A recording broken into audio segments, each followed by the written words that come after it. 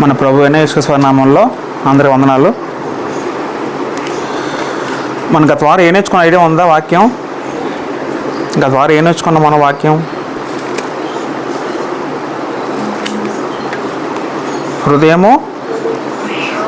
హృదయము మనస్సు. మారు మనసులోనే అదొక భాగం. మనం అనుకున్నట్టుగా మారు మనసు గురించి పాఠాలు నేర్చుకుంటాం. ఇంకా ఒక ఇన్ని వారాలు అయితే అన్ని వారాలు. ఎందుకంటే మారు మనసు చాలా పెద్ద సబ్జెక్ట్, చాలామంది తెలియదు. చాలామంది సేవకులు కూడా బోధించరు మారు మనసు గురించి ఎక్కువగా. నేను చాలాసార్లు గమనించాను. కానీ మారు మనసు అనేది అది చాలా పెద్ద సబ్జెక్టు. అది ప్రతి ఒక్కరు కూడా సబ్జెక్ట్ చెప్పాలి. నిజంగా మారు మనసు అనేది అది ఒక పదం కాదు, ఒక పదం సంబంధించింది కాదు. మారు మనసు అనేది ఒక క్రియ. అది మారు మనసుది మన రక్షణకి ఎంత ప్రాముఖ్యమో దేవుడు అనేకసార్లు హెచ్చరించాడు. కాబట్టి మరి మారు మనసు మీద ఆలోచిస్తున్నాం. మారు మనసు మనకు అర్థం అవ్వాలంటే మనం ముందు ఏం నేర్చుకున్నామంటే మనసు అంటే అర్థం అవ్వాలి. అంతే కదా? మారు మనసులో ఏముంది? మనసు అనే పదం ఉంది. మారు మనసు అర్థాలు ముందు ఏం నేర్చుకోవాలి? మనసు అంటే నేర్చుకోవాలి. కాబట్టి మనం గత వారు ఏం ఆలోచించామంటే మనసు అంటే ఏంటి, హృదయం అంటే ఏంటో ఆలోచించాం లేదా? కాబట్టి మనం ఏం నేర్చుకున్నామంటే దేవుడు ఒక మనిషిని సృష్టించినప్పుడు ఎలా సృష్టించాడంటే తన పోలికలో తన స్వరూపంలో తల్లి గర్భంలో మనం సృష్టించి మన భూమి మీద పంపించాడు. ఇప్పుడు మనందరం ఎలా పుట్టాం? తల్లి గర్భంలో పుట్టాం కదా మనందరం కూడా. లేదా మామూలు పైన చూడపడ్డామా? మనందరం ఎలా పుట్టాం? తల్లి గర్భం ద్వారా మనందరం పుట్టాం. అంటే తల్లి గర్భంలో మనల్ని నిర్మించింది ఎవరు? దేవుడు. తల్లి గర్భంలో మనం నిర్మించింది ఎవరు? దేవుడు. దేవుడు నిర్మించినప్పుడు తన లక్షణాలతో మనిషిని అలాగ భూమి మీద పుట్టించాడు. అంటే భూమి మీద మనిషి పుట్టినప్పుడు ఎలా ఉన్నాడంటే పరిశుద్ధంగా ఉన్నాడు. ఇప్పుడు ఈ పిల్లలు పుట్టినప్పుడు ఎలా ఉన్నారంటే పిల్లలకి మన అందరం కూడా పుట్టినప్పుడు ఎలా ఉన్నాం? అందరం కూడా పరిశుద్ధంగా పుట్టాం. అంటే అర్థం ఏంటి? పాపం లేని వారుగా పుట్టాం, యథార్థులకు పుట్టాం. అందుకే ప్రసంగి 7:8 ఇక్కడ ఏముంటుందంటే దేవుడు నరులను యథార్థంగా పుట్టించిన పదం ఉంటుంది. 7:29 7:29 ఉంటుంది ప్రసంగి. కానీ చాలామంది ఏమంటారంటే దేవుడు మన మనిషి పుట్టినగానే పాపలకు పుట్టారు అంటారు. కానీ అది అబద్ధ బోధ. అది దేవుడు గ్రంథం వాళ్ళు చెప్పలేదు. మనిషి పాప స్వభావంతో పుట్టలేదు. మనిషి పుట్టినప్పుడు పరిశుద్ధంగా పుట్టాడు, దేవుని పోలికలో పుట్టాడు. ఆ విధానం బట్టే యేసుక్రీస్తు వారు చిన్నపిల్లలు ఉద్దేశించి పరలోక రాజ్యము ఈలాంటి వారదని చిన్నపిల్లలు ఉద్దేశించి చెప్పడం జరిగింది. ఎందుకంటే చిన్నపిల్లలు వాళ్ళ మనసు పాపం ఎరగని మనస్సు. కాబట్టి పరలోక రాజ్యంలో ఉన్న అర్హత ఎవరికి ఉంటుందంటే పెద్దవాళ్ళు ఉండదు, పిల్లలకు ఉంటుంది చెప్పడం జరిగింది. పెద్దలు ఉద్దేశించి ప్రభు ఏం చెప్పాడంటే మీరందరూ కూడా పిల్లల మారితేనే మీకు పరలోక రాజ్యం మీకు పాలు పంపులంటే ప్రభు చెప్పడం జరిగింది. ఎందుకంటే మనం చదువుకున్నాం మత్తయి సువార్త, మనం ఆలోచించాం. మీరు మార్పు నుండి చిన్నపిల్లవారైతే కానీ పరలోక రాజ్యంలో ప్రవేశించలేని నిశ్చయంగా మీతో చెప్పుచానని యేసుక్రీస్తు వారు చెప్పడం జరిగింది. మత్తయి సువార్త 18:3. మనకు ఒకసారి మాట ఆలోచించాం, మరొకసారి జ్ఞాపకం చేసుకుందాం. మత్తయి సువార్త 18:3 చదువుకుంటే మీరు మార్పు నుండి బిడ్డలు అంటే వారైతేనే కానీ పరలోక రాజ్యంలో ప్రవేశింపరని మీతో నిశ్చయంగా చెప్పుచున్నాను అని యేసుక్రీస్తు స్పష్టం చేశారు. అంటే అర్థం ఏంటంటే నేను చనిపోయిన తర్వాత పరలోక రాజ్యం వెళ్ళాలి ఆయన ఉద్దేశం ఎవరికైతే ఉంటుందో వాళ్ళందరూ ఏం చేయాలట? ఏం చేయాలి? అందరూ కూడా మార్పు నొందాలి. ఏమవ్వాలి అంటే అర్థం ఏంటి? మారాలి. మారితేనే దేవుడు ఏమొస్తాను చెప్పాడు? పరలోకం ఇస్తాను చెప్పాడు. మారితేనే పరలోకం, మారకపోతే పరలోకం ఎవడు? దేవుడు. అర్థమవుతుందా? దేవుడు మనకి ఏ హామీ ఇచ్చాడు? నీకు పరలోకం ఇస్తాను దేవుడు హామీ ఇచ్చాడు, బాగానే ఉంది. అయితే మనం చేయవలసింది ఏంటి? మనం చేయవలసింది మనం మార్పును పొందాలి. మనం ఏం చేయాలి? మార్పును పొందాలి. మార్పు అంటే అర్థం ఏంటి? మనకు ఒకసారి ఆలోచించాం. హృదయం అంటే అర్థం ఏంటి? మనం ఏం ఆలోచించాం? హృదయం అంటే ఆలోచనలో ఉండే స్థానము హృదయము. మనం గ్రహించేది హృదయంతో గ్రహిస్తాము. మన హృదయంలో దేవుడు ఉంటాడు, మన హృదయంలో పాపం ఉంటుంది, మన హృదయంలో పాపం ఆలోచనలు ఉంటే ప్రతిదీ కూడా హృదయంలోనే స్టార్ట్ అవుద్ది. మనసు అంటే అర్థం ఏంటి? మనసు అంటే హృదయంలో ఏవైతే ఉంటుందో మనసు ఎలా నడుచుకుంటే హృదయం కూడా అలాగే నడుచుకుంటుంది. హృదయము ఒక కారు అయితే మనసు అనేది ఒక స్టీరింగ్ టైప్ మాట. స్టీరింగ్ ఎటు తిప్పితే కారు ఎటు వెళ్తుంది అన్నట్టు మనసు మనం ఎటు తిప్పితే హృదయం ఎలాగెళ్తుంది? హృదయము అటే తిరుగుతుంది. ఆ మనసులో 2 రకాల మనసులను ఆలోచించాం. మొదటి శరీరానుసార మనసు, ఆత్మానుసార మనసు. రోమపత్రం 6 అధ్యాయాలు ఉంటుందని. అంటే 2 రకాల మనసులు ఉన్నాయి ప్రతి మనిషిలో. ఎన్ని రకాల మనసులు ఉన్నాయి? 2 రకాల మనసులు ఉన్నాయి. ఒక ఫోన్లో 2 సిమ్ములు ఉన్నట్టు ఒక మనిషిలో 2 రకాల మనసులు ఉన్నాయి. అయితే దేవుని గ్రంథము దేవుడు స్పష్టంగా చెప్పిన విషయం ఏంటంటే నీ మనసు మారాలి, నీ మనసు మారాలని దేవుడు వాక్యం ఖచ్చితంగా హెచ్చరిస్తుందని. ఇప్పుడు దేవుని గ్రంథంలో ఎవరైనా మారు మనసు పొందిన వ్యక్తి ఎవరైనా పాతాళంలోకి వెళ్ళినట్టు ఏమైనా వచనం ఉందా? ఉన్నదంటే ఒక వచనం ఉంది. ఎక్కడుంది? లోకసోత 16 చదువుకుంటే లోకసోత 16 యేసుక్రీస్తు ఒక ఉపమానం చెప్పారు. ఏంటి ఉపమానం అంటే ధనవంతుడు లాజరు ఒక సందర్భం చెప్పారు. ఒకసారి మనం ఆలోచిద్దాం. లోకసోత 16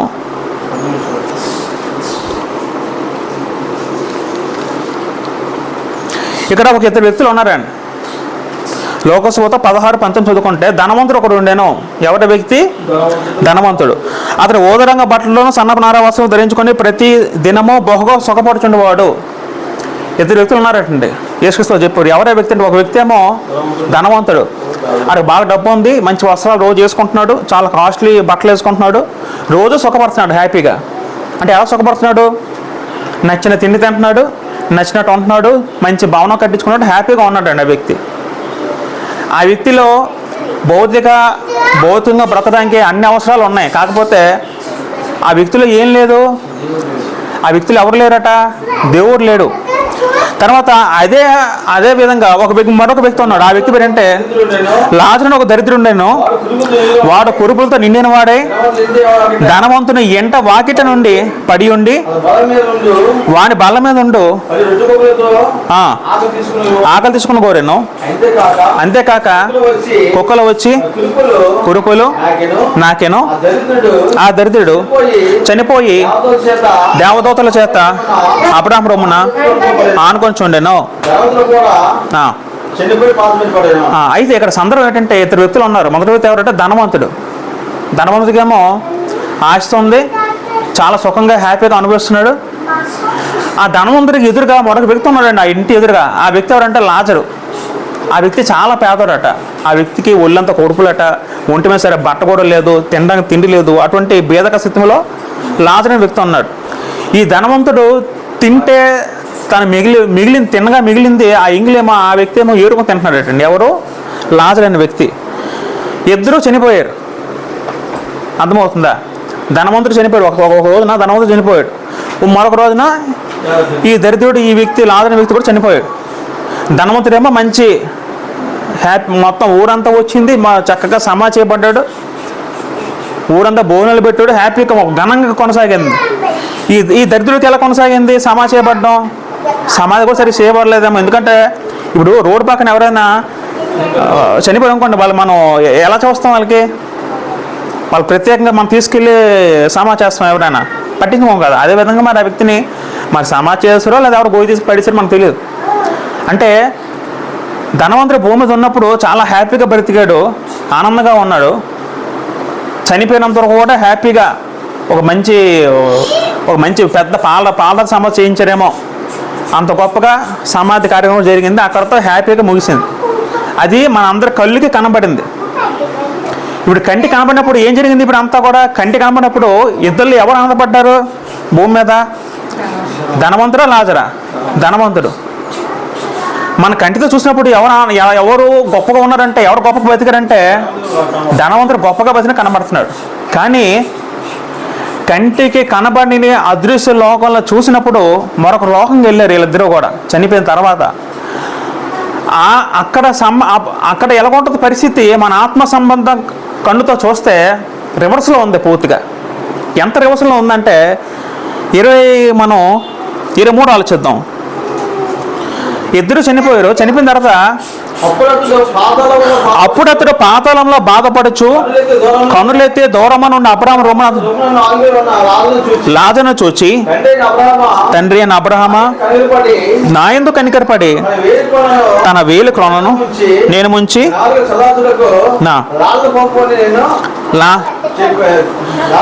పంపము, నేను ఈ అగ్ని జ్వాలలలో యాతన పడుచున్నానని కేకలు వేసి చెప్పాను. అక్కడ చాలు. తర్వాత ఏమైందంటే ధనవంతుడు చనిపోయాడు, ఈ దరిద్రుడు చనిపోయాడు, లాజరు అనే దరిద్రుడు, ఇద్దరు చనిపోయి పాతాళ లోకం మృతుల లోకం ఇద్దరు వెళ్ళిపోయారు. వెళ్ళిపోయిన తర్వాత పరిస్థితి ఎంత ఘోరంగా ఉందంటే, భూమి మీద సుఖంగా అనిపించాడు, ధనవంతుడు హ్యాపీగా ఉన్నాడు. ఊరంతా చూసి అబ్బాయి ఎంత గొప్పవాడు, ఎంత అదృష్టవంతుడు అనుకున్నాడు. అటువంటి వ్యక్తి చనిపోయిన వెంటనే ఎక్కడికి వెళ్ళిపోయాడంటే పాతాళంలో వెళ్ళిపోయి అక్కడ అగ్ని జ్వాలలో బాధపడుతున్నాడు. పాతాళంలో వాడి ఆత్మ శరీరం విడిచిపెట్టింది. ఆత్మకు చావు లేదు కదా, ఆత్మకు చావు ఉండదు, శరీరానికే చావు ఉంటుంది. శరీరం సమాధిలోకి వెళ్ళిపోయింది, ఆత్మేమో పాతాళంలోకి వెళ్ళిపోయి పాతాళంలో ఆత్మ ఏం చేయబడుతుంది, అక్కడ యాత్ర పడుతుంది, బాధపడుతుంది, నిత్యాగ్నిలో కాల్చబడుతుంది. అక్కడ అది ఇంకా పాతాళం, అది ఇంకా నరకం కూడా కాదు, నరకం కూడా ఇంచుమించు పాతాళం లాగా ఉంటుంది. అప్పుడు ఆ ధనవంతుడు అక్కడ కేకలేస్తున్నాడట, కాపాడండి కాపాడండి కేకలేస్తున్నాడు. ఎక్కడి నుంచి? పాతాళం నుంచి కేకలు వేస్తూ ఆ వ్యక్తి ఏమంటారంటే, నేను ఈ అగ్ని జ్వాలలో యాత్ర పడుచున్నాను, ఈ అగ్నికి తాళలేకపోతున్నాను, అగ్నిని దహించి వేస్తుంది, అగ్నిని కాల్చేస్తుంది, కేకలేస్తున్నాడు.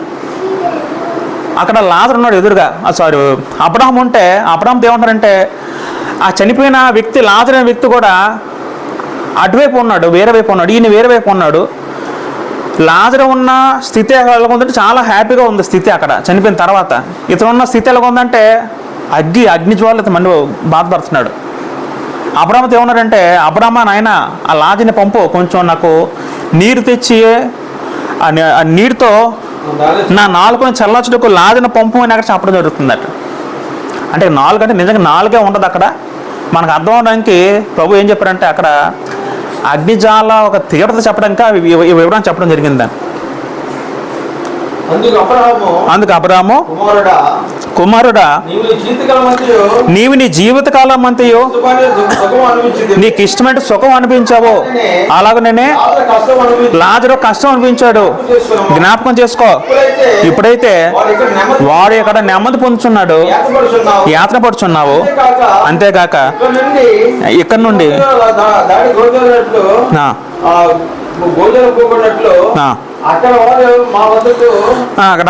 అక్కడ చాలు. అయితే అప్పుడు అబ్రహాం ఏమంటాడంటే, నాయన కుమారుడా, నువ్వు నీ జీవితకాలంలో సుఖపడ్డావు, ఎంజాయ్ చేసావు, కాకపోతే నువ్వు చేసిన మిస్టేక్ ఏంటంటే నువ్వు దేవుడిని మర్చిపోయావు.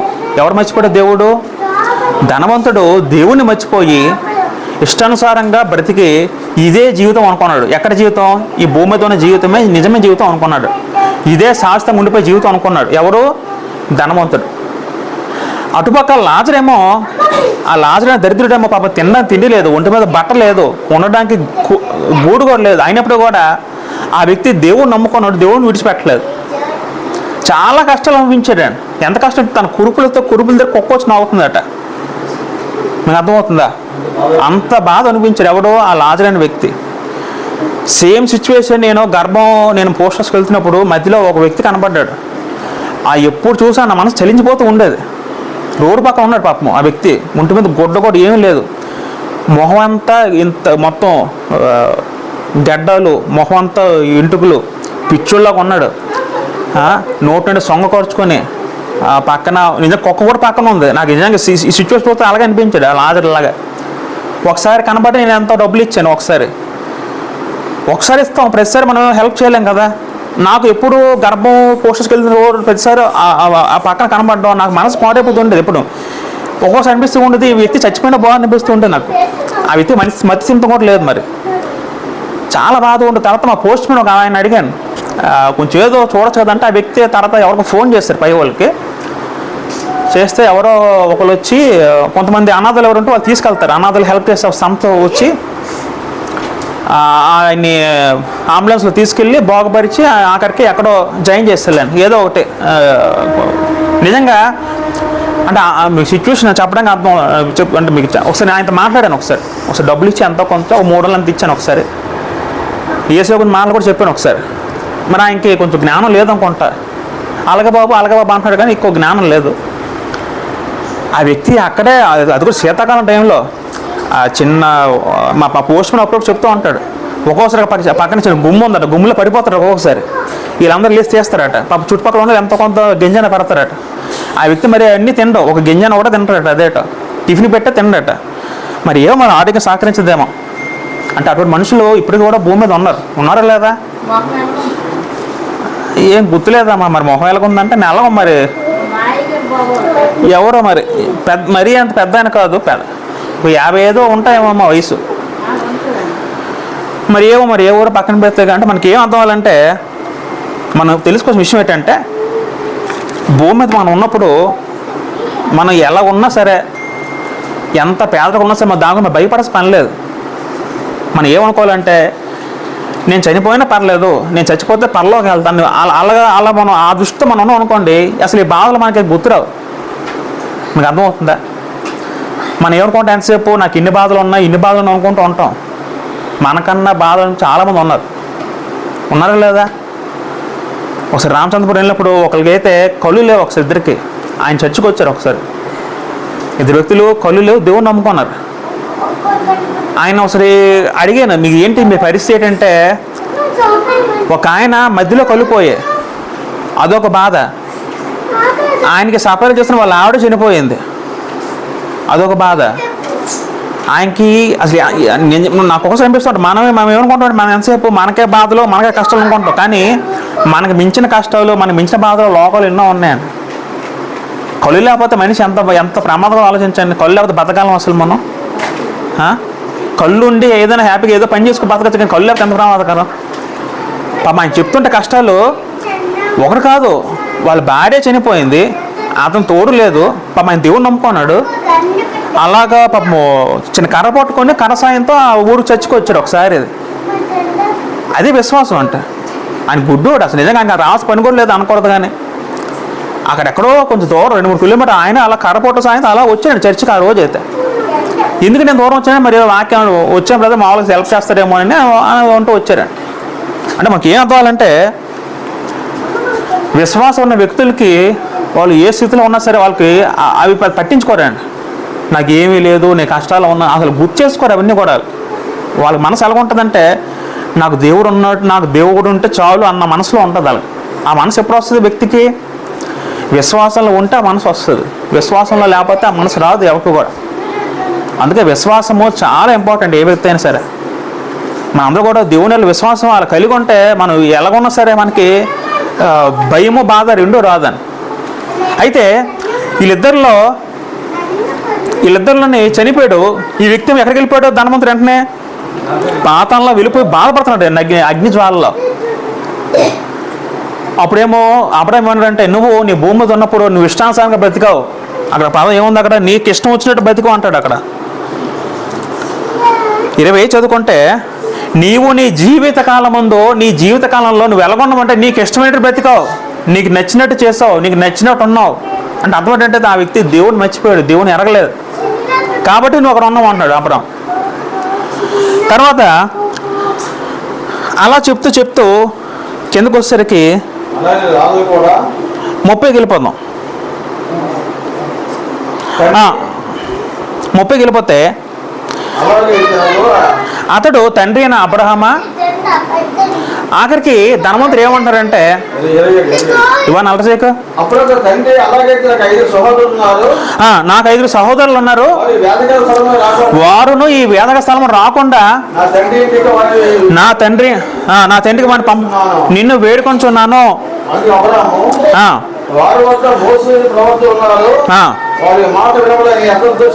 అతనితో చెప్పగా, తండ్రి అబ్రహామా అలాగ అనవద్దు, మృతుల నుండి ఒకరు వారి యొద్దకు వెళ్ళినడల వారు మారు మనసు పొందుదురు అని చెప్పడం జరిగింది.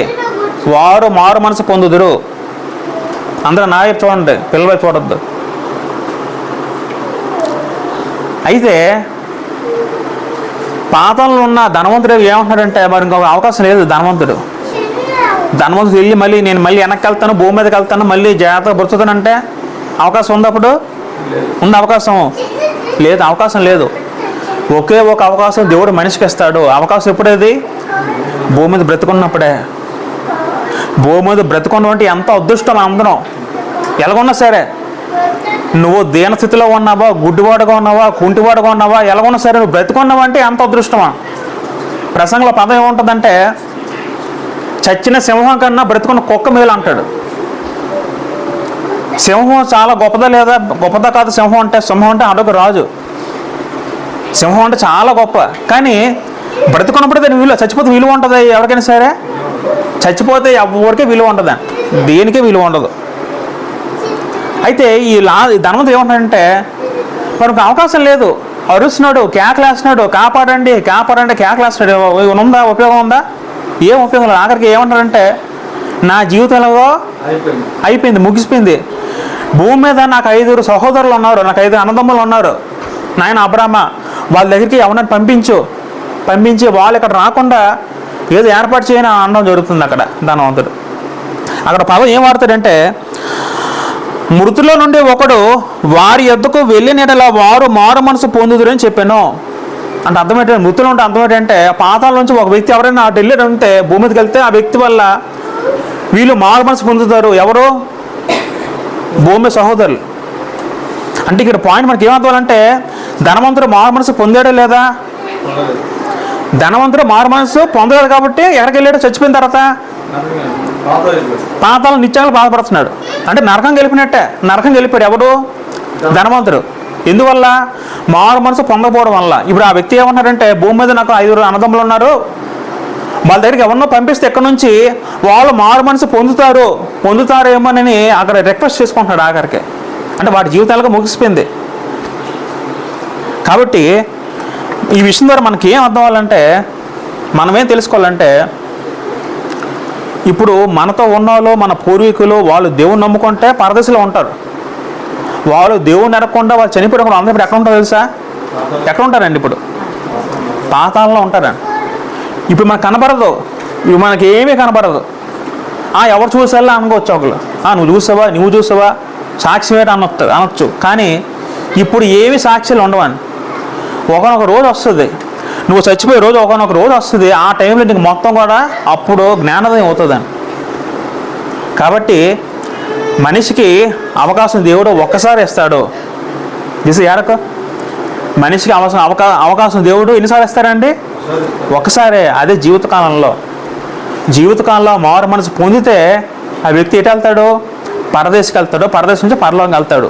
మారు మనసు పొందకపోతే నువ్వు నాశనం అయిపోతావు. అంత ఉదాహరణ ఎవడు? ధనవంతుడు. మరొక ఉపమానం చూద్దాం. లోకస్ వార్త 15కి వెళ్దాం. 15-11 చదువుదాం. మరియు ఆయన ఇట్లా నేను ఒక మనుషునికి 2 కుమారులు ఉండేరి. వారిలో చిన్నవాడు తండ్రి ఆస్తిలో నాకు వచ్చి భాగమని నా తండ్రిని అడుగగా అతడు వారికి తన ఆస్తిని పంచిపెట్టను. కొన్ని దినములైన తర్వాత ఆ చిన్న కుమారుడు సమస్తము కూర్చుకొని దూరదేశం ప్రయాణమైపోయి అచట తన ఆస్తిని దుర్వ్యాపారం పాడు చేశాను. ఇదంతయో ఖర్చు చేసిన తర్వాత ఆ దేశం గొప్ప కరువు రాగా వాడు ఇబ్బంది పడసాగి చేరెను, పంపాను. తర్వాత మరొక ఒప్పందం చేసి ఏం చెప్పారంటే, ఒక మనుషుడు ఉన్నాడు, ఆ మనిషికి 2 కుమారులు ఉన్నారు. ఒక ఆయన ఉన్నాడు, ఆయనకి 2 పిల్లలు ఉన్నారు. 2 కుమారులు, 2 అబ్బాయిలు ఉన్నారు. పెద్దవాడు చిన్నవాడు. చిన్నవాడు ఏమన్నారంటే వాళ్ళ నాన్నతోనే, నాన్న మనకున్న ఆస్తి ఉంది కదా, నా వాటా నాకు ఇచ్చే అని తండ్రిని అడిగాడు. అయితే వాడి కోరిక మేరకు తండ్రి ఏం చేశాడంటే ఆస్తిని 2 భాగాలు చేసి పెద్దవాడికి చిన్నవాడికి ఆస్తిని ఇచ్చాడు. అప్పుడు చిన్న కుమారుడు ఏం చేశాడంటే తనకున్న ఆస్తిని అంతా పట్టుకెళ్ళిపోయి మరొక దేశం వెళ్ళిపోయి అక్కడ ఏం చేశాడట, తన ఆస్తి వలన దుర్వ్యాపారం వలన పాడు చేసాను. అంటే అర్థం ఏంటి? దుర్వ్యాపారం అంటే అర్థం ఏంటంటే ఆ వ్యక్తి తనకున్న డబ్బంతా పట్టుకెళ్ళిపోయి ఇష్టానుసారం బతికాడండి. మనకి అదే అధ్యాయంలో చదువుకుంటే ఒకసారి మనము అదే అధ్యాయము 30 చదువుకుంటే, అయితే నీ ఆస్తిని వేశ్యలతో తినివేసిన ఈ కుమారుడు రాగానే వీని కొరకు కొవ్విన ప్రసమును వధించదు అని చెప్పాను. చాలు. చిన్న కొడుకేమో ఆస్తిని అంతా పట్టుకెళ్ళిపోయాడు. ఆ పట్టుకెళ్ళి ఆస్తిని ఏడ్ చేశాడు ఆ వ్యక్తి ఇష్టానుసారంగా ఖర్చు చేస్తాడండి. ఎలా ఖర్చు చేశాడంటే, పాపను బయట తీసుకెళ్ళిపో నువ్వు. ఆ వ్యక్తి ఏం చేస్తాడంటే ఇష్టానుసారంగా వేషలకి డబ్బు అంతా ఖర్చు పెట్టాడు, ఇష్టానుసారంగా ప్యాకెట్లు ఖర్చు పెట్టాడు, ఇష్టానుసారంగా దుర్వ్యాపారం చేశాడు. పదం ఏమంటే దుర్వ్యాపారం పదం వాడాడు. అంటే అర్థం ఏంటంటే తండ్రి ఇచ్చిన డబ్బు అంతా మొత్తం అంతా కూడా నాశనం చేశాడండి, తనకి ఇష్టం వచ్చినట్టు చేసి. తర్వాత ఏమైందంటే ఆఖరికి ఈ స్థితి ఎలాగైందంటే వారుకున్న వాళ్ళందరూ వారుకున్నారు, వీడు డబ్బు అయిపోయి అందరూ విడిచిపెట్టాడు. వీడిని విడిచిపెట్టిన తర్వాత ఆ వ్యక్తి అప్పుడు ఏమొచ్చిందట, బుద్ధి వచ్చింది. ఆ మాట మనం ఎక్కడ ఉంటుందంటే 17 చదువుకుంటే, అయితే బుద్ధి వచ్చినప్పుడు ఏమొచ్చింది ఆ వ్యక్తికి, బుద్ధి వచ్చింది. ఎప్పుడు వచ్చింది బుద్ధి? డబ్బులు ఉన్నప్పుడు వచ్చాయా, డబ్బులు లేనప్పుడు వచ్చాయా? డబ్బు లేని తర్వాత ఆడు పరిస్థితి కుక్క పరిస్థితి అయిపోతే ఆఖరికి ఎలాగంటే పందులు తినే పొట్టు దగ్గరికి ఆ పందు తినే పొట్టి ఆ తినే స్థితి దిగజారినప్పుడు అప్పుడు ఆడికి బుద్ధి వచ్చిందటండి. అయితే బుద్ధి వచ్చినప్పుడు ఆడు ఏమనుకున్నాడంటే, నా తండ్రి దగ్గర ఎంతమంది పనులు ఉన్నారో, నేను ఎంత బతికివానో, ఎంత హ్యాపీగా ఉండేవానో, నాకేటి కర్మని అప్పుడు తను ఆలోచించుకున్నాడు. అప్పుడు ఏమన్నాడంటే 18 చదువుకుంటే, నేను లేచి నా తండ్రి వద్దకు వెళ్ళి, తండ్రి నేను పరలోకముననుకో విరోధంగాను నీ ఎదుట పాపం చేసి తిని ఇక మీదట నీ కుమారుడిని అనిపించిన యోగ్యుడిని కాను. ఆఖరికి అవకాశం లేక మళ్ళీ తిరిగి తండ్రి దగ్గరికి వెళ్దాం అనుకున్నాడు. తండ్రి దగ్గరికి వెళ్ళాడు. వెళ్ళి ఆ తండ్రితో ఏమన్నారంటే, తండ్రి నేను నీకు పరలోకం విరుద్ధంగా పాపం చేశాను, నేను పాపం మూటగట్టుకున్నాను, నేను చాలా తప్పులు చేశాను, నాయన నన్ను కనికరించు. నీ కూలి పని వల్ల ఒకటిగా నన్ను పెట్టుకొని తిరిగి తండ్రి దగ్గరికి వచ్చి రిక్వెస్ట్ చేసుకున్నాడు. ఎవడు? చిన్న కుమారుడు. అప్పుడు తండ్రి ఏం చేశాడు, దూరం నుంచి ఆ వ్యక్తిని చూసి 20 చదువుకుంటే, వాడు ఇంకా దూరంగా ఉన్నప్పుడు కనికరపడి పరిగెత్తి వాని మెడ మీద పడి వాడిని ముద్దు పెట్టుకున్నాను. అప్పుడు ఆ కుమారుడు అతనితో, తండ్రి నేను పరలోకమునకు విరుద్ధంగా నీ ఎదుట పాపము చేసి తిని ఇక మీద నీ కుమారుడు చూడడం కాదు. అయితే తండ్రి తన దాసును చూసి ప్రశస్వస్త్రం త్వరగా తెచ్చి వీని కట్టి వీని చేతికి ఉంగరం పెట్టి పాదములకు చెప్పులు తొలగించుడి, కొవ్వున్న ప్రసవు తెచ్చి వధించుడి, మనము తిని సంతోషపడదాము. 24 ఈ నా కుమారుడు చనిపోయి మరలా బ్రతికెను.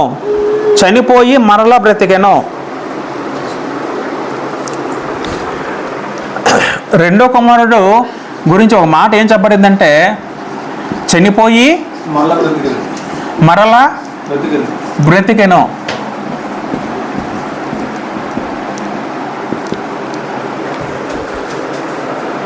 అంటే అర్థం ఏంటి? బుద్ధి వచ్చినప్పుడు పదం ఉంది కదా అక్కడ, బుద్ధి వచ్చినప్పుడు 17 25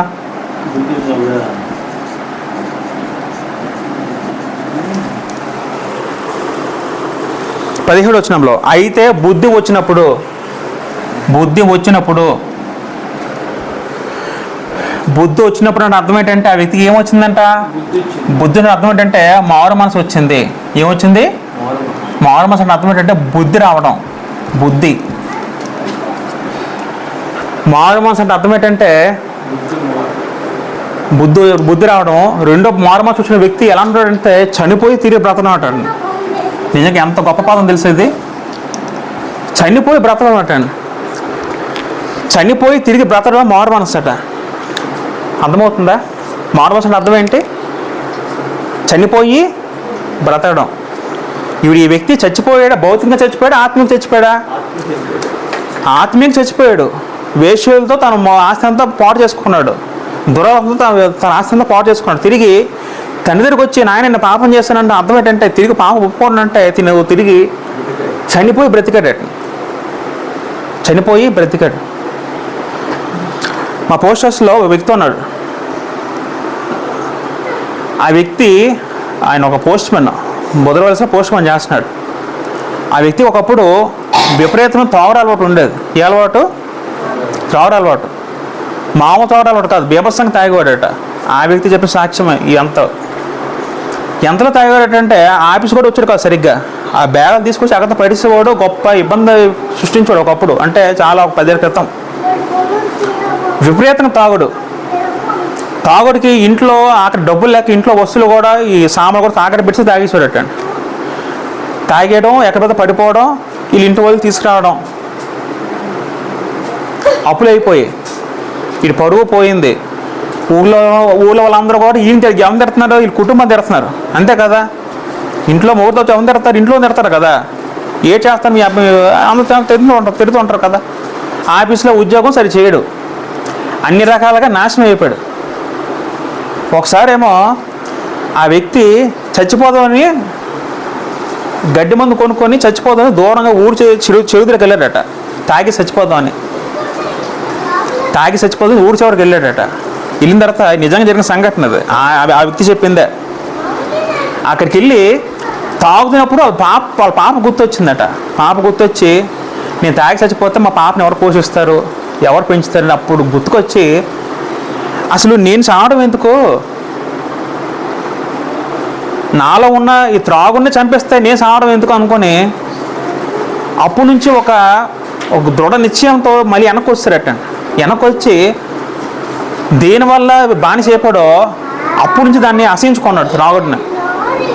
అప్పటి నుంచి కూడా ఆ వ్యక్తి త్రాగడం పూర్తిగా మానేశాడు. ఆ మధ్యన గర్వీలో కూడా ఈ యునార్మస్ ఏదో ఒక సంస్థ ఒకటి ఉంది, తాగుడు మానిపించిన ఒక సంస్థ వచ్చింది, మీకు తెలిసి ఉంటుందేమో. ఏంటి సంస్థ అది? ఈ రాజేష్ నాన్న వీళ్ళందరూ వెళ్ళారు కదా అప్పుడు. ఒక సంస్థ వచ్చింది అక్కడ. వాళ్ళు ఏంటంటే తాగుడు మానిపించడానికి వాళ్ళు ఒక సంస్థ ముందుకు వచ్చి వాళ్ళు అక్కడ ఏం చేస్తారంటే ఎవరైతే తాగుడు మానాలనుకుంటున్నారో వాళ్ళ సంస్థ జాయిన్ అయ్యి మళ్ళీ వాళ్ళ మెడికేషన్ అంటే ఎవరు వాళ్ళు మానుకుంటారు అంతే. ఏదో విధంగా అయినప్పటికీ ఆ వ్యక్తి ఆఖరి ఏం తాగుడు మానేశాడు, పూర్తిగా మానేసి తాగుడు మానేశాడు. మళ్ళీ చక్కగా ఇంక వ్యాపారం స్టార్ట్ చేశాడు, ఉద్యోగం కాకుండా. డబ్బులు బాగా వచ్చాయి. తర్వాత ఇప్పుడు ఎంత మంచి స్టేజ్లో ఉన్నాడంటే ఒక మంచి ఇల్లు కట్టుకున్నాడు, వాళ్ళ పాప పెళ్లి చేశాడు. నిజంగా ఇప్పుడు చాలా మంచి స్థితిలో ఉన్నాడండి. ఒకప్పుడు ఎంత తిట్టుకున్నారు వ్యక్తిని చూసి ఊర్లో అందరూ, ఇంట్లో అందరూ. ఇప్పుడు ఎలా ఉన్నాడు, ఇప్పుడు నిజంగా మారిపోయి చాలా గొప్పగా ఉన్నాడు ఉన్న స్థితిలో. ఇప్పుడు ఆ వ్యక్తి ఊర్లో మంచి పేరు, ఆ పోస్ట్ మ్యాన్ బుధవలస ఆ ఊరు పోస్ట్ మ్యాన్. ఆ వ్యక్తి చెప్పిన సాక్ష్యమే. ఒకప్పుడు ఆ వ్యక్తి చచ్చిపోవలసింది, చెడు దగ్గరికి వెళ్ళినప్పుడు చచ్చిపోవలసింది. తర్వాత ఏం చేయాలి, ఆ వ్యక్తి తిరిగి బ్రతికాడు. అంటే ఏముంది అక్కడ, ఆ వ్యక్తి చేసిన పని అంటే అక్కడ ఏం మార్చుకున్నాడు అక్కడ నేను తాగకూడదని మనసు మార్చుకున్నాడు అంతే. మనసు మార్చుకున్నాడు కాబట్టి ఆ వ్యక్తి ఏమైనా ఇప్పుడు బ్రతికాడు. అంటే వ్యక్తి దేవుని నమ్ముకోలేదు. నేను చెప్తున్నాను శుభార్త కొంచెం వింటున్నాడు, భవిష్యత్తులో దేవుని చిత్తమైతే మారచ్చేమో. ఆ విషయం ఏంటంటే ఒక వ్యక్తి మనసును మనం మార్చవచ్చలేదా? మార్చుకోవచ్చాను. ఒక వ్యక్తి తన మనసును మార్చుకోవచ్చు. ఎందుకంటే దేవుడు చెప్పాడు నువ్వు మనసు మారుతున్న బ్రతుకుతో అని చెప్పాడు. ఆ రెండో కుమారుడు రెండో కుమారుడు చచ్చిపోదాం, ఆ వ్యక్తి మొత్తం ఆస్తి పోయింది, చచ్చిపోదాం అనుకున్నాడు. ఆఖరికి వస్తే మా తండ్రి దగ్గరికి వెళ్దాం, మా నాన్న ఏమంటాడు అని అసలు అనుకోకుండా వెళ్ళాడు. తండ్రి విచిత్రంగా ఆయన హత్తుకొని ఆ కుమారుడు కౌగులించుకొని తిరిగి యథాస్థానం ఇచ్చాడంటే అర్థం ఏంటంటే ఆ వ్యక్తి చనిపోయి తిరిగి బ్రతికాడండి. మారు మనసు అర్థం ఏంటంటే చనిపోయి బ్రతకడం, అది మారు మనసు పొందకపోతే నిత్యాగ్ని మనం అందరం వెళ్ళిపోతామండి. మంచుని అగ్నిగుండంలో అందరం నరకం పాత్రలు అయిపోతాం. అది తప్పించుకోవాలంటే మనం ఏం చేయాలంటే నువ్వు మనసు త్రిప్పుకోమన్నాడు దేవుడు. నీ మనసు త్రిప్పుకో. గ్రంథాలు మనం చదువుకుంటే కొన్ని మాటలు ఉన్నాయండి. యెహెజ్కేలు గ్రంథము 18 చదువుకుంటే 18:30 చదువుదాం. యెహెజ్కేలు గ్రంథము 18:30. యెహెజ్కేలు గ్రంథము 18:30. కాబట్టి ఇశ్రాయేలులారా, ఎవని ప్రవర్తన బట్టి వానికి శిక్ష విధింతును. మీ ప్రవర్తన బట్టి మీకు శిక్ష ఉంటుంది. తండ్రిదే, కుమారుదే, ఎవరి దోష శిక్ష వాళ్ళదే అని చెబుతూ ఇంకా అన్నారు. ముందు 30 చదువు. మనసు త్రిప్పుకొని మీ అక్రమములు మీకు శిక్ష కారణములు కాకున్నట్లు వాటన్నిటిని విడిచిపెట్టుడి. మనసు త్రిప్పుకొనుడి అనే పదం అక్కడ ప్రభువు చెప్పడం జరిగిందండి. మనసు త్రిప్పుకొనుడి. యెహోవా దేవుడు ఇశ్రాయేలుకి చెప్తే మాట ఏంటంటే మనసు త్రిప్పుకొనుడి. మన మనసుని మనం అందరూ త్రిప్పుకోవచ్చటండి. మనసు త్రిప్పుకొనుడి. మనసు దేవుడు తిప్పుకోమంటున్నాడు. ఎందుకు తిప్పుకోమంటున్నాడంటే మీరు జరిగించిన అక్రమ క్రియలన్నిటినీ విడచి నూతన హృదయము నూతన బుద్ధియు తెచ్చుకొనుడి. ఇశ్రాయేలులారా, మీరెందుకు మరణం నొందుదురు? మీరెందుకు మరణిస్తున్నారు? మరణించడం మీ అందరూ ఉండాలంటే మీ అందరూ ఏం చేయాలట? మనసు తిప్పుకొనుడి. మనసు తిప్పుకొని మీ అక్రమాలు విడిచిపెట్టి అంటున్నారండి. మీకున్న అలవాట్లు దుష్క్రియలు మీకున్న ప్రవర్తన మార్చుకొని మీకున్న దొరబాట్లు విడిచిపెట్టినా కదా దేవుడు చెప్పడం జరుగుతుంది. మనసు తిప్పుకోవడం అర్థం ఏంటంటే విడిచిపెట్టడం. ఏ విడిచిపెట్టడం? దేవునికి ఇష్టకరం కానివన్నీ విడిచిపెట్టడం. మీరు జరిగించిన అక్రమ క్రియలన్నిటినీ విడిచి 32 చదువుకుంటే నొందువాడు మరణము నొందుని బట్టి నేను సంతోషించే వాడును కావున మీరు మనసు త్రిప్పుకొనుడి, అప్పుడు మీరు బ్రతుకుతారు. ఇదే ప్రభువు యెహోవాకు. ఇశ్రాయేలులో మాటికి పాపం చేస్తూ విగ్రహాలను చేస్తూ వ్యభిచారం చేస్తూ వాళ్ళు దేవునికి ఎంత కోపం పుట్టించారు, అంత కోపమో పుట్టించారు ఇశ్రాయేలు. కానీ దేవుడు ప్రవక్తల ద్వారా ఏం చెప్తున్నాడంటే నువ్వు మారు మనసు త్రిప్పుకో. నువ్వు మనసు త్రిప్పుకుంటే అప్పుడు నువ్వేమవుతావట? ఆగ్రహం ఏముంది? కావున మీరు మనసు త్రిప్పుకొనండి, అప్పుడు మీరు బ్రతుకుదురు. మనసు తిప్పుకుంటే ఏమవుద్ది? బ్రతుకుతాం. నీకు బ్రతకాలంటే నువ్వేం చేయాలి? మనం ఏం చేయాలి? మనసు త్రిప్పుకోవాలంటే అర్థం. త్రిప్పుకోవడం అంటే అర్థం ఏంటి? మనసు త్రిప్పుకోవడం అర్థం అంటే మనసు మార్చుకోవడం. మనసు త్రిప్పుకోవడం అంటే అర్థం. ఒక వ్యక్తి ఉన్నాడు గ్రంథంలో.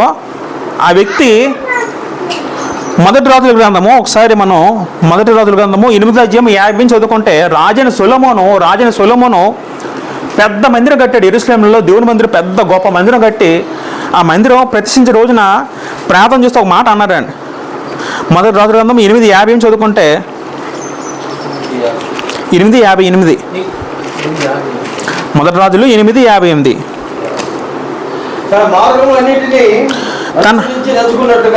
తన మార్గములన్నిటినీ అనుసరించి నడుచుకున్నట్లుగా తాను మన పితరులకు ఇచ్చిన ఆజ్ఞలను విధులను చేసుకున్నట్లుగాను మన హృదయములను తన తట్టు త్రిప్పుకొనును గాక అనే పదం ఉంటుంది. అక్కడ ఏముందంటే 30:58లో తన మార్గములన్నిటినీ అనుసరించి నడుచుకున్నట్లు. ఎవరి మార్గాలు అవన్నీ కూడా? దేవుని మార్గాలు. అంటే దేవుని మార్గాలు కొన్ని ఉన్నాయి.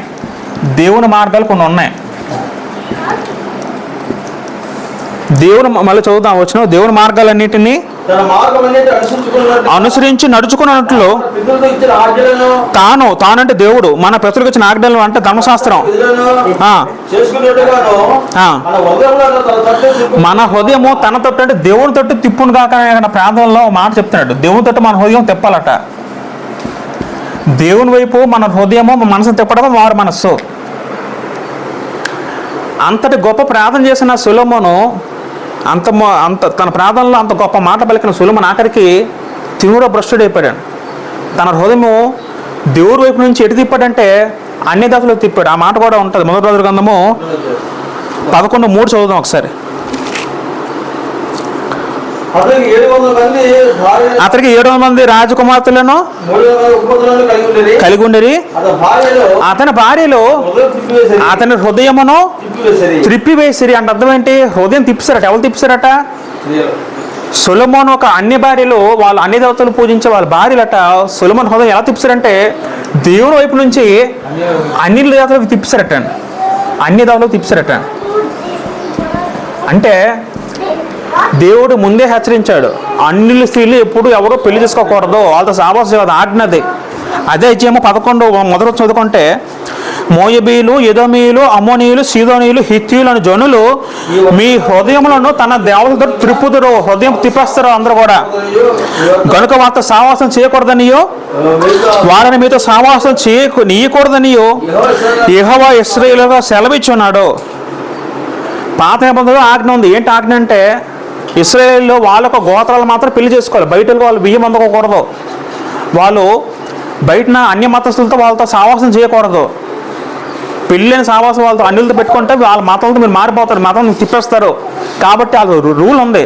క్రైస్తవులు కూడా రూల్ ఉంది. మొదటి కొద్ది పత్రికలు ఏముంటుందంటే, బెలియాలకి మీకు పొత్తే ఉంటుంది, విశ్వాస అవిశ్వాస పాలెక్కడ పదం ఉంటుంది.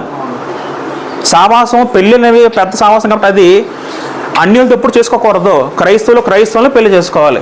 ఇప్పుడు ఏమైంది, సొలొమోను వాళ్ళ హృదయాన్ని ఏం చేశారు,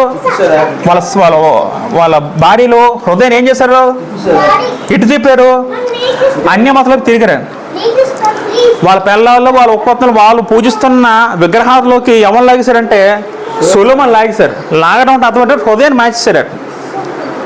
దేవుని వైపు ఉన్న ఈ హృదయం అనేది ఏం చేశారంటే ఇటు తిప్పారట, ఇటు మార్చేశారు. ఇంకా చదువుకుంటే 4 చదువుకుందాం. సొలొమోను వృద్ధుడైనప్పుడు అతని భార్యలు అతని హృదయమును ఇతర దేవతలతో త్రిప్పగా అతని తండ్రి అయిన దావీదు హృదయం వల్లే అతని హృదయము దేవుని ఎదుట యథార్థము కాకపోయినో. ఆఖరికి సొలొమోను, అంత పెద్ద రాజుని సొలొమోను, దేవుని మందిరం కట్టిన సొలొమోను, దేవుని మందిరం ప్రతిష్ఠించిన రోజు పెద్ద గొప్ప ప్రార్థన చేసిన సొలొమోను, దేవుడు గొప్ప జ్ఞానం ఇచ్చిన సొలొమోను ఆఖరిగా భ్రష్టుడైపోయి ఆఖరిగా మనసు ఏమైందంటే హృదయం తిరిగిపోయి ఆ తిరిగి అన్య మతం వైపు తన హృదయం తిప్పివేయబడింది. తన మనసు ఎటు మారిందంటే దేవుని వైపు నుంచి ఎటు మారిపోయిందట, దెయ్యం వైపు వెళ్ళిపోయిందట. అలా మారిపోవడం ప్రధాన కారణం ఏంటి, అన్ని స్త్రీలు పెళ్లి చేసుకోవడం. అంటే మనకి ఏమర్థం అవ్వాలంటే, మరి సొలొమోను చాలా గొప్ప రాజు కదా, చాలా జ్ఞానమైన రాజు కదా, అయినప్పుడు కూడా దేవుడు విడిచిపడతాడా? దేవుడికి పక్షపాతం ఉండదు. దేవుడు దృష్టిలో అందరూ ఒకటే. భక్తులైన మాత్రాన వాళ్ళు విడిచిపెట్టడం, వాళ్ళకి శిక్ష కూడా ఉండదు. దేవుడు విడిచిపెట్టడు. ఆయన భక్తిగా ఉంటే ఆయన కనికరిస్తాడు. భక్తులు తప్పు చేసినప్పుడు వాళ్ళని వదిలిపెట్టడు దేవుడు. దేవుని దృష్టిలో అందరూ సమానులే. అంటే మనకి ఏమర్థవాలంటే మనసు తిప్పుకోవచ్చు. ఆఖరికి దేవుడు కూడా హెచ్చరిస్తాడు సొలొమోనుకి, నీ మనసు తిప్పుకో, నువ్వు మళ్ళీ మారన్నా సొలొమోను మళ్ళీ మారడు. బహుశా చనిపోయే ముందు మారాడేమో మనకు తెలియదు. కానీ ప్రసంగ గ్రంథం చదువుతుంటే మనకి ఏం అర్థం అవుతుందంటే మారు మనసు వచ్చిందని అనిపిస్తుంది. మరి ఆ తీర్పు ఎలా ఉంటుందో మన చెప్పకూడదు, మనకు తెలియని విషయం అంతా కూడా. కాబట్టి మనకి ఏం అర్థవాలంటే యెహెజ్కేలు గ్రంథం చెప్పినట్టు మనసు తిప్పుకుంటే అందరం కూడా బ్రతుకుతాం అటండి. మనసు తిప్పుకుంటే బ్రతుకుతాం. కుమారుడు చచ్చిపోయి మళ్ళీ బ్రతికాడంటే బుద్ధి వచ్చిన పదం వాడారండి. అంటే మారు మనసు అంటే అంత అర్థం ఉందండి. మారు మనసు అంటే అంత అర్థం ఉంది. నీకు నచ్చినట్టు జీవిస్తే భూమి మీద నువ్వు చనిపోయిన తర్వాత నువ్వు నిత్యానికి వెళ్ళిపోతావు. దేవునికి నచ్చినట్టు జీవిస్తే నువ్వు పరలోకి వెళ్తావు. దేవుడు స్పష్టంగా చెప్పడం జరిగిందని. కాబట్టి మన ఇష్టాలు, మన కోరికలు, మన ఆలోచనలు దేవుని ఇష్టంగా మారిపోవాలి. దేవుడికి ఏది ఇష్టమో అది చేస్తూ ఉండాలి. దేవుడికి ఏది ఇష్టం లేదో దాన్ని విడిచిపెడుతూ ఉండాలి. అలా మన జీవితంతో అలా కొనసాగిస్తూ ప్రయత్నిస్తూ వ్యాయామం చేస్తూ ఉండాలి. దాని గురించి దేవుడికి ఏది ఇష్టమో తల కొనసాగడం, దేవుడికి ఏది ఇష్టం లేదో దాన్ని విడిచిపెట్టడం, ఏదైనా సరే. అది మనం ఈ వారం నేర్చుకున్నాం. వచ్చే వారం ఇంకా కొన్ని విషయాలు ఆలోచిద్దాం. అది ఇంకా మార్గం చెప్తున్నాక చాలా పెద్ద సబ్జెక్ట్ కాబట్టి వచ్చే వారం ఇంకా మరి కొన్ని విషయాలు ఆలోచిద్దాం. ఇంతలో మనం ఏం నేర్చుకున్నామంటే దేవుడు ప్రతి ఒక్కరికి ఒక మనసు ఇచ్చాడు. ప్రతి మానవుడికి మనసు, నీకు మనసు ఉంది, నాకు మనసు ఉంది, మీకు మనసు ఉంది. ఎలా ఉండాలో ఏం చేయాలో మనకు ఇష్టం ఉంది. ఆ ఇష్టాన్ని మన ఇష్టం బట్టి మనం పరలోకం చేరలేము. దేవుడు చెప్తున్న మాట ఏంటంటే నీ ఇష్టం బట్టి కాదు, నా మార్గం బట్టి, నా ఇష్టం బట్టి నువ్వు ప్రవర్తిస్తే నీకు పరలోకం దేవుడు మనకి హెచ్చరిస్తున్నాడు. తన ఇష్టం చొప్పున బతికినారు. ధనవంతుడేమో బాధపడుతున్నాడు నిత్యాగ్నిలో, లాజరుడేమో పరదేశంలో హ్యాపీగా ఉన్నాడు.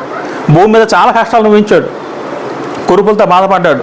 కుక్కలు వచ్చి నాకే, తిండి లేదు, తిప్పలు, ఆఖరికి చనిపోయింది తిండి లేదు, ఆఖరికి పరదేశంలో వెళ్ళి హ్యాపీగా ఉన్నాడు. ఇప్పుడు ఆ ఆత్మ అక్కడ హ్యాపీగా నెమ్మది పొందుతుంది. ఆ విషయం మనం గ్రహించి మన జీవితంలో కూడా ఏమైనా లోటుపాట్లు, దేవునికి అయిష్టమైనవి ఉంటే అవన్నీ మనం విడిచిపెట్టేసి దేవుని మనసు తిప్పుకుంటే మనం కూడా లాజర్లాగా మనం కూడా పరదేశకి వెళ్ళే స్థితి మనం పొందుతామని దేవుని వాక్యం మనల్ని హెచ్చరిస్తుంది. ఈ వాక్యంతో నన్ను నేను హెచ్చరించుకుంటే మీ అందరికీ హెచ్చరిస్తున్నాను. దేవుడి మాటలు మన అందరి దీవించి ఫలింపజేయను గాక. ఆమేన్. అందరికీ వందనాలు.